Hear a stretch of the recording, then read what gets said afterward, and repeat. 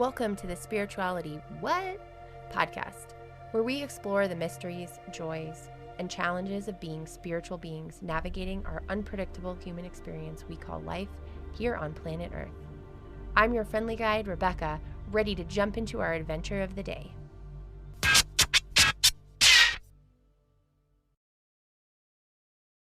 Hello, everybody, and welcome back to the Spirituality What? Podcast. My name is Rebecca.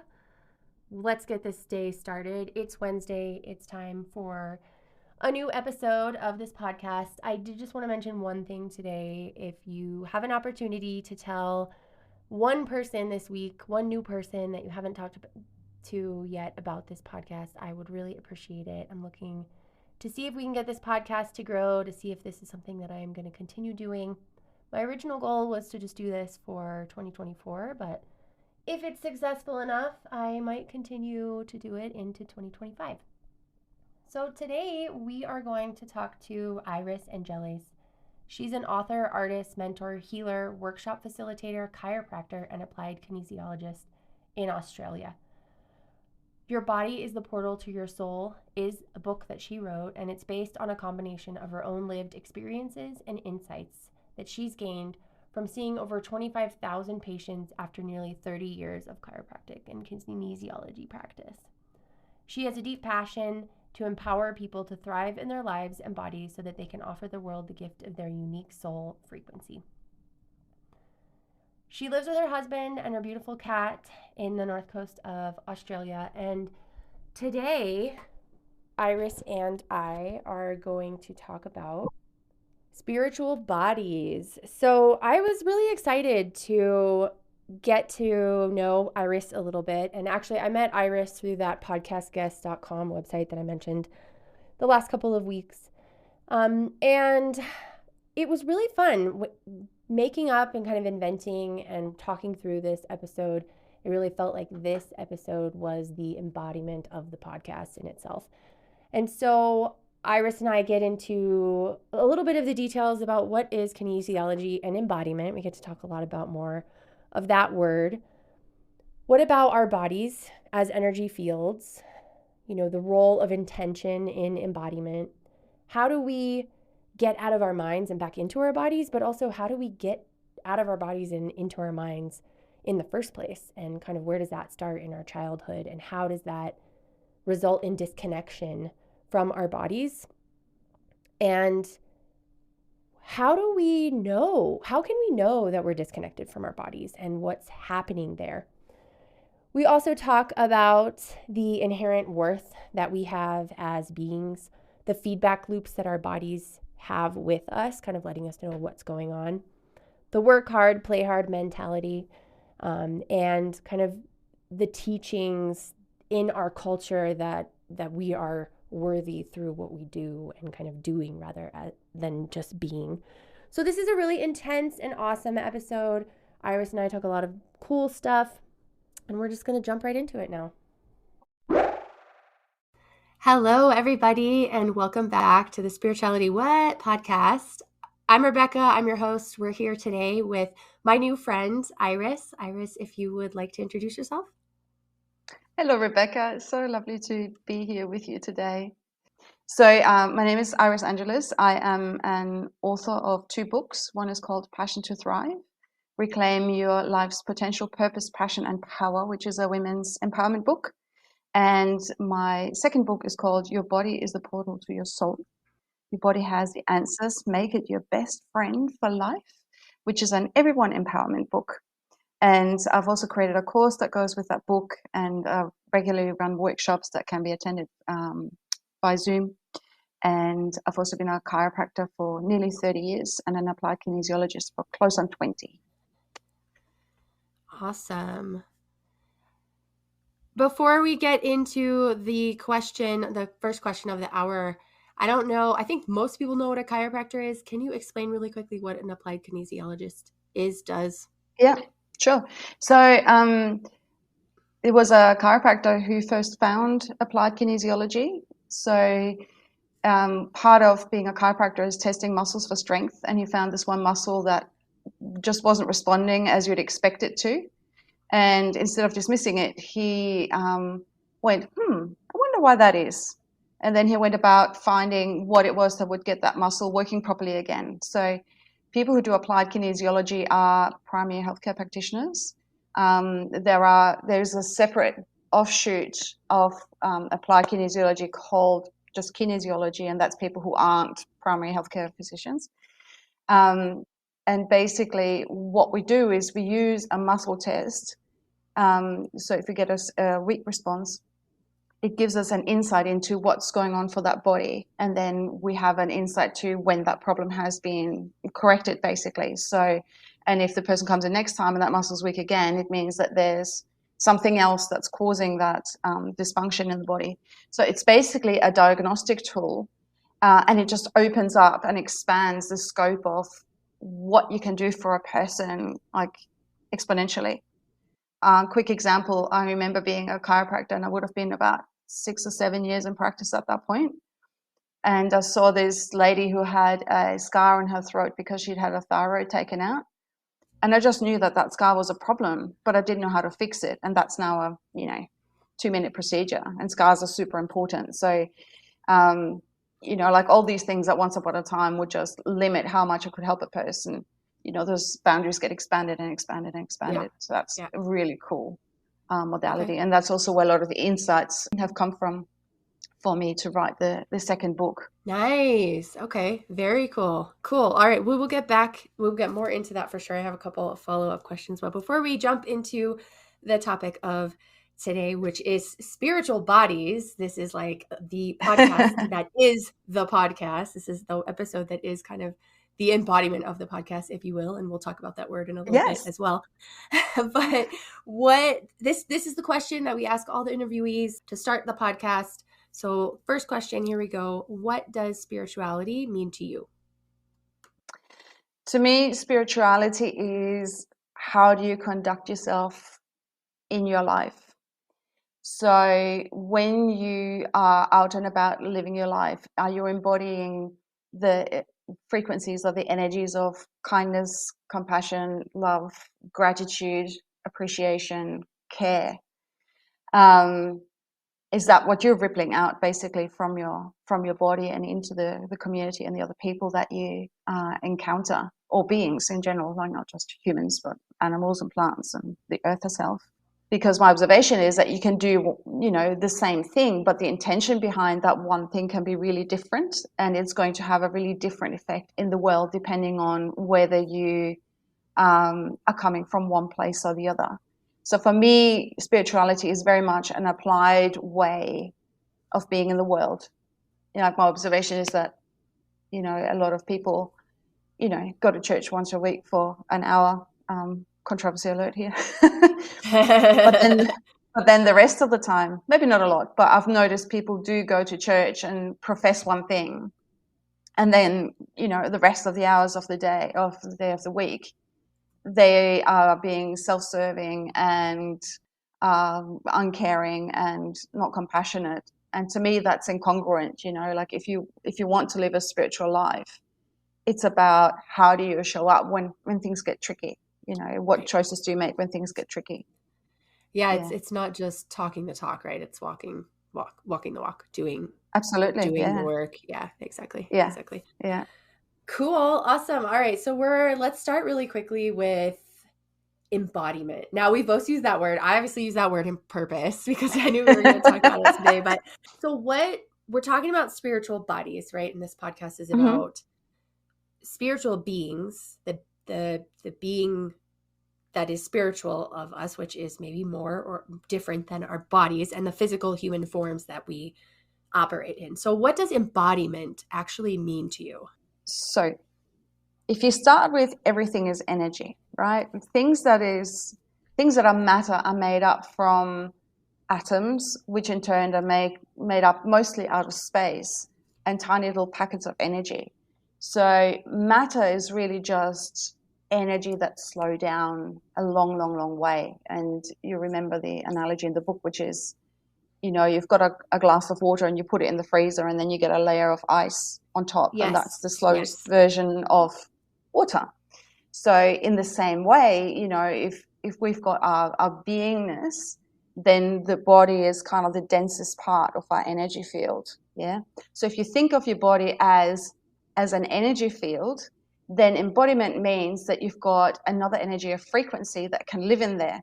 So, for example, the frequency of love or of kindness. Think of it like, you're having your beautiful hot cup of tea, and then you put a bit of honey in it. Yeah. So the tea is the body, and then the honey is the energy or the frequency that you're embodying. So it's going to make the tea completely different, even although it doesn't look any different.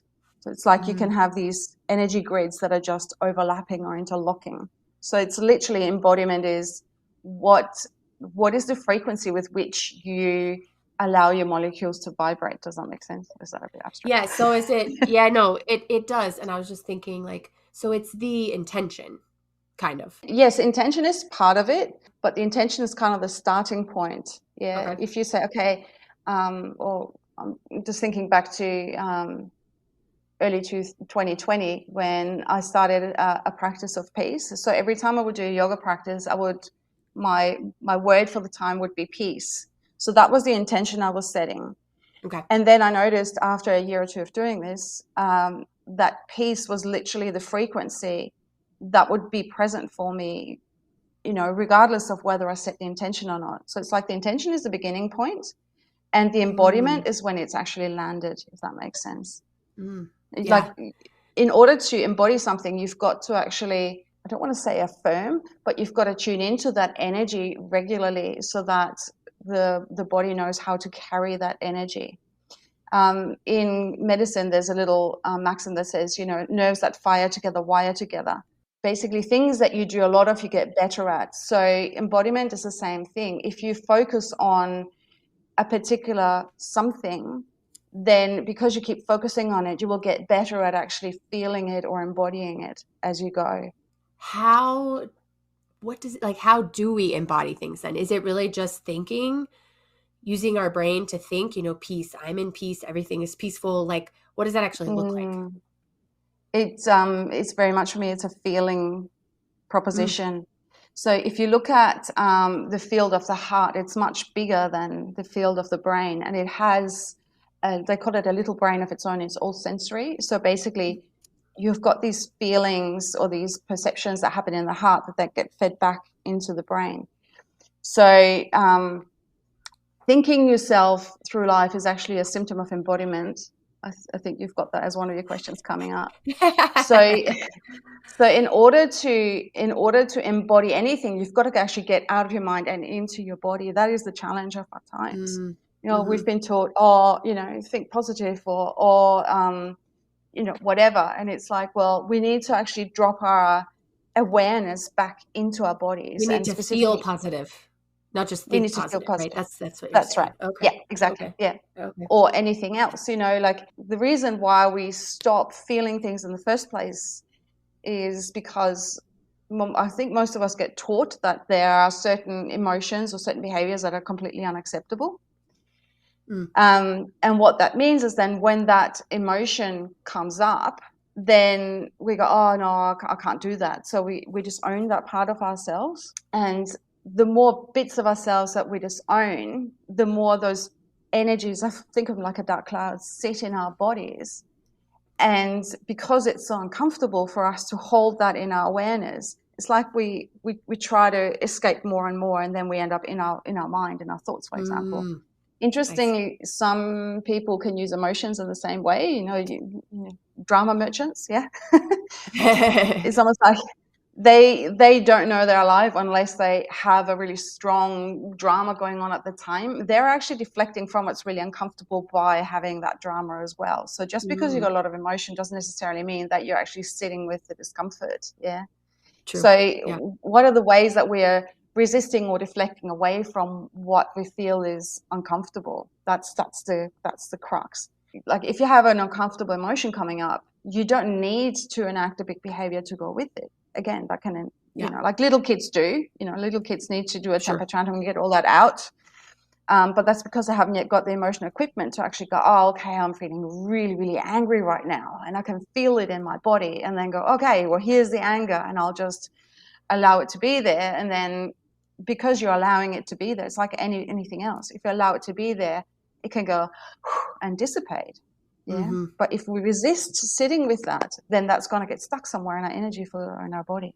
Exactly. And we do talk a little bit about that in our mental health kind of episode with Deb, and when we were talking about kind of the myth of normal, which is I keep talking about that book a lot because I just reread it, and it's like a really interesting book. But this like suppression versus repression of kind of emotions, and like one is, you know, a little bit more conscious and one is learned behavior because you've learned through being a child and having to, I think it was like the attachment part of a child, like when you're having an emotion or an interaction and the results of the interaction are negative, as a child, you automatically think it's my fault. This is a bad thing. I shouldn't do this. I can't do this. I can't act like this, because the other option is I'm not in a safe environment. And that's not an acceptable, you know, option as a child who is, you know, especially as an infant, but as a child who is dependent on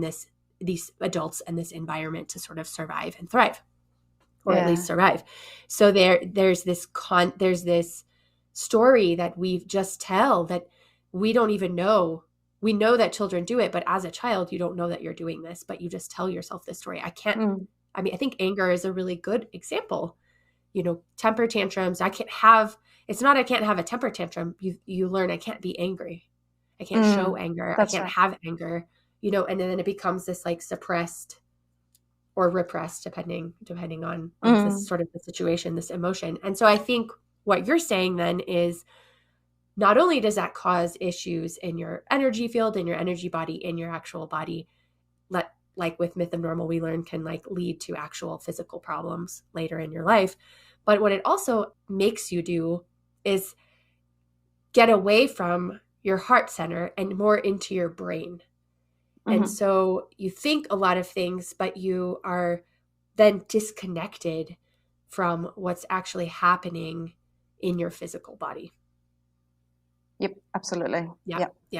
And so when we say disconnected, we really just mean unaware. Is that like an accurate, what do you think about that? Oh, good question. The result is certainly unaware, but I think it's a bit deeper than that. I think it is unaware of even being unaware, if that makes sense. Like we don't know. Yeah. So exactly. I can be unaware of something and kind of know there's something I don't know, or something that I'm not grasping, or something I'm not getting. But I think the disconnection is unaware to the point of not knowing that there's something missing, if you know what I mean. Yeah, like unconscious unawareness kind of versus like a conscious kind of awareness. Yeah, I think it's really interesting. I feel like, okay, so how do I know if that's where I am? So we talk about this with Myth of Normal and Deb as well. Like if you're all the way to the point where you've got MS or some other autoimmune disorder, you might have some trauma that has disconnected you from your body, and your body is like acting out to try to get your attention. So that's like a really severe case. But how might I know? What are some of the symptoms of me knowing to be able to catch on and say, oh, I'm like disconnected from myself? I think the easiest way is your life actually working for you? Right? Like, are you living the life that your heart desires? So I'm going to make a distinction here between the life that you've been taught to want, you know, the big house and the boat and the expensive holidays and American dream or whatever. Yeah, for example. Yeah. Well, I don't know if that's the American dream, because anyway, so like, all these things, defense, I don't know whose dream that is all anymore. that stuff, like all this stuff that we've been taught is desirable, and that's what you should be striving for. That's not what I'm talking about. Like, that's very much a brain thing and a disconnection thing. What I'm talking about is, are you living the life that your heart desires? So are your relationships mutual and supportive and loving and caring? And you know, when you hug your friend or your spouse, do you feel that warmth between your hearts that tells you, wow, I'm loved? You know, abundance is part of it. Like, do you have enough money to pay your bills and feed yourself and keep a roof over your head. And I'll just digress here. My observation is that people who generally are connected, they have a life of, I've got enough and then some. You don't need to have billions of dollars in your account to live a connected life or to live a life of meaning and fulfillment. In fact, if you have that much money in your account, you're probably deeply in lack, I think, because you're just, hoarding, basically. And you're not abundant if you can't give. The place that you work, because most of us do work in some way, is that a place that you go to and you hate it? Or is that a place where you can, have connection with other people, or you can do something that you know is meaningful? And I'm a chiropractor these days, but once upon a time, I used to work as a cleaner in a hospital. I could do that job and feel like I was contributing something meaningful. So it doesn't have to be, a high status, highly paid job. It is, the work I do, is that something where I can find something that, makes my day feel like I've done something that's worthwhile. Yeah. So that's how you know whether or not you are disconnected or not. So what that looks like is a person who's not living a disconnected life. So a person who lives let's call it a connected life, is somebody who has got a sense of peace in their own being. So it's not frantic. It's not, yelling. It's not depressed. It's not mean. It's not, I will say this because no, that's going to hurt you and that's going to give me a little ego boost. Yeah. Sure. It's actually a life of, I am worthy and you are worthy. And just because you're worthy doesn't mean I'm worth less. Yeah. So you can come from a point of view of seeing everybody's inherent worth. Interesting word, that everybody, because everybody has an inherent worth as well. Every being having an inherent worth and then living accordingly, like respecting that and nurturing that and appreciating that about everybody and every being that you interact with in the course of a day. It could look like, if you look at the likes of, Greg Braden or Bruce Lipton, I'm sure that they live very, very abundant lives, but they are actually living lives of empowering others and bringing a really big message through to humanity in general. So that's very different from somebody who's got, a gazillion dollars in the bank account and just tries to make other people do what they want them to do and try to control them. So that's some of the differences between a connected life and a disconnected life. Some of the symptoms, as it were. Yeah. So you talk, I feel like this is a good segue. So what's the book called again? I didn't write down the title actually here. The second one, portal. Your body is the portal to your soul. Yes, I did write it down. Yes. So yes. I did read that book in preparation for this podcast, and it's a very good book, and I definitely will put the link in the show notes, and everyone should have a look. But there's a section, I feel like this relates. There's this section where you talk about little ways that we are sort of disconnected from our body. And this is where we could potentially maybe even get a little bit into intuition, but like on the day, so we have this high level perspective of what it looks like to be a connected person versus sort of a disconnected person. But on the day to day, sure, your theme is maybe connected, but on the day to day, there's still opportunities to become disconnected, kind of, in individual tasks or kind of what you're doing. And so if you can talk like a little bit about those in our everyday life, kind of the feedback loop with ourselves and sort of like what that looks like and what we can kind of pay attention to. I think this is a really interesting part of this conversation. This is the I'll just, isn't it? Yes. So my own personal moment to go, oh, hang on, what am I doing here, is when I'm in a task and my body has been telling me that we're tired of this right now. And that could be, like my focus wavers generally, but it could also be like somebody gets sore shoulders if they're sitting in front of a computer or something like that, or get a bit headachy or get a bit annoyed. And you've got 5 minutes worth left of this task. And I find myself thinking, I'll just do this, and then I'll go and, you know, go and get a glass of water, walk around, do some stretches, whatever it is, pat my cat. But then because I've already used up all the resources available at this point in time, and my focus wavers and my body's uncomfortable and I'm a bit annoyed anyway, that 5-minute task usually ends up taking about 20 minutes. And because I started from a depleted state, by the time I get to the end of that task, I'm super depleted and I'm going to need to rest for 2 hours or do something else for 2 hours rather than just 15 minutes to complete that one task. Whereas, you know, if I take the 15 minutes that my body requires, I can go back and complete that task in 5 minutes. So ultimately, it's like 2.5 hours versus 20 minutes ultimately. And it's also, it's then not 2 hours of enjoyment. It's then 2 hours of just feeling blah. So my own personal one is, I'll just do this. And it's actually really funny because I remember when we first started our business, I was at in a group and I said, you know, I'm just doing all this work and I'm so exhausted and all that stuff. And I thought I was aware, but then one of the participants says, well, you're actually not aware if you don't act on what your body's asking you to do. And at that time, this is 10 years ago, I didn't even know what she meant, right? And like that's something that hasn't actually dropped into later. And then I thought, well, I will actually just stop when my body tells me to stop. And interestingly, when I was studying, I would literally do that. You know, I would be like halfway through a paragraph and I go, no, I need to just get up and move now, or no, I need to get up and, you know, get a cup of tea or whatever. And then I go back and pick up where I left. And that worked really, really well, even though it was like mid-paragraph, right? No, right now. Okay. And it doesn't, like, logically, you're like, no, I just need to finish the paragraph. Like, it doesn't make any sense to do that. I just need to finish that paragraph, right?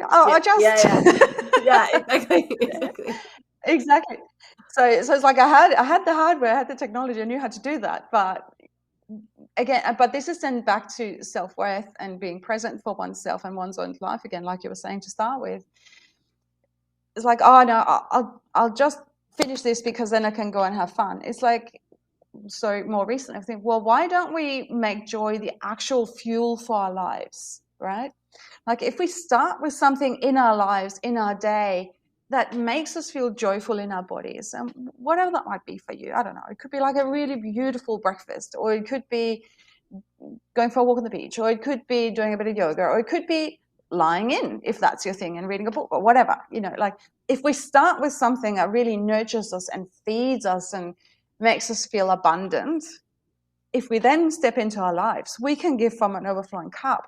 Whereas certainly the way I was raised, or what I picked up when I was growing up, I'm not going to say the way I was raised, because ultimately that's what I took from it. It's not necessarily what the intention was behind what I was taught.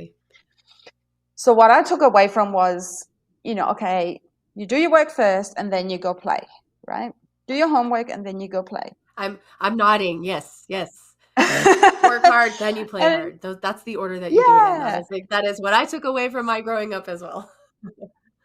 That strong work ethic, you know, which like makes you an excellent citizen and an excellent cog in the machine, but it literally robs your life of joy, because by the time you get to, especially as an adult, right? Because like the chores never finish, yeah. So, you know, if by the time you get to, it's time to play now, you're just too exhausted and, well, speaking about me, I'm too exhausted and resentful to actually really get that enjoyment out of it. You know, like it's back to intention, it's back to awareness, it's back to connection. So what's the frequency I want to live my life in? I want to live in a frequency of self-worth, and I want to live in a frequency of joy, and I want to live in a frequency of connection, because if I'm depleted, I'm going to be snarly at my partner, right? So, you know, that then means that, you know, the next morning we wake up and it's like, oh, we had that thing yesterday, you know, like it just snowballs. So, you know, again, if I find myself showing, I'll just, or if I find myself going, oh, my back's a bit sore, I've been sitting at the computer for 2 hours already? No wonder my body wants a breather, yeah? Our body doesn't ask for unreasonable stuff for the most part, right? Like, it's like, hey, you know, you know, like, do I then in that moment make that choice of joy and self-worth and go, yeah, I'm going to nurture my body now because it's just done this marathon stint in front of the computer and I didn't even realize. And devices are so good at that, aren't they? Like they just suck you right in, and next thing you know, there's half the day's gone. Yeah, exactly. Yeah, for some people, for sure. You bring up a really interesting point, and you said this at the beginning too when you were talking about the I'll just story. So I personally, I resonated extremely with this entire part of this book. And I was like, I'll just, I need to pay attention. Like, the interesting part is before you get to I'll just, I feel like your body has already told you. You were saying like you kind of like move your shoulders around or you like yawn or there's like something else in your body. But for some reason, we're like, that doesn't mean anything. I'll just do this other thing. Right. And so it's like, why, like, what is happening? Why are we doing that? Our body is literally telling us. It's not even intuition at this point. We're not talking about some butterflies in your stomach sort of woo-woo feeling. We're literally talking about a physical reaction that your body is physically having in this plane that you could see in a mirror and you're ignoring it. like, what is going on there? Well, that's exactly the culture we live in and how we've been conditioned. We've been conditioned that our worth is what we do, right? If you want worth, you gotta do, perform, achieve. And we've been educated away from knowing that we are actually worthy because we are a Big human, being. right? Yeah, Like exactly. it's this, my own personal favorite own quote is one of them is, "You are a miraculous being of divine breath and stardust." Yeah, like our bodies are made out of water, mostly water that comes from the deep reaches of outer space and has all these light that goes with it. That's in our bodies, right? And the atoms come from these suns that exploded like way out there. And that got collected in Mother Earth somehow. And now Mother Earth is feeding us all these, minerals, and, our bodies are making these incredible little molecules out of them that makes it look like a body. So that's miraculous in its own right. And then in this body that has its own intelligence and its own desire to thrive and its own, journey to have on planet Earth, we land this being that's literally divine breath or a sliver of God or a hologram of the whole, whatever you want to call it. And that gets to live in this body. And like the other thing that we've been educated away from is the importance of the frequency that we vibrate at. Yeah. So if we vibrate in joy, if we vibrate in care, if we vibrate in compassion, if we vibrate in connection, if we vibrate in appreciation and gratitude and beauty, like that has a ripple effect. And the more you can embody this frequency, the bigger your ripple effect is. So if we have been taught that that's A, not actually important, and B, it's actually not even real, right? Because essentially it's like, well, yeah, no. So then the only thing we're left is, what can I provide? What can I give? What can I do in order to get some outside acknowledgement of my worth, right? So now you're dependent on somebody else or something else reflecting your worth back to you, rather than actually sitting in your heart and knowing, I'm worthy because I'm a human being, right? That's like the whole cultural thing around you've got to be doing all the time. It's like, no, I'm a human being first. And then when you do things, but I can do things, exactly. And if I can own my worth, and if I can, have my frequency of abundance, if I can have my frequency of joy, then the things that I do are gonna carry that frequency. And then suddenly I'm amplifying that in the world, but it's actually not necessary. I think of, if you like, picture a big bowl, and in that bowl there are all these little pebbles or these little beads or whatever. So that's humanity, and each bead is a human. So this must be a really big bowl. But anyway, it's metaphorical. And each of these beads is gold, right? But sometimes gold comes packaged in something that looks not gold. So if we can all own our gold, then that's going to inspire other people to know, oh, actually, she doesn't feel guilty about resting. Yeah. Like, does anybody else do that? All right, everybody. Thank you so much for joining Iris and I today for part 1 of her 2-part episode.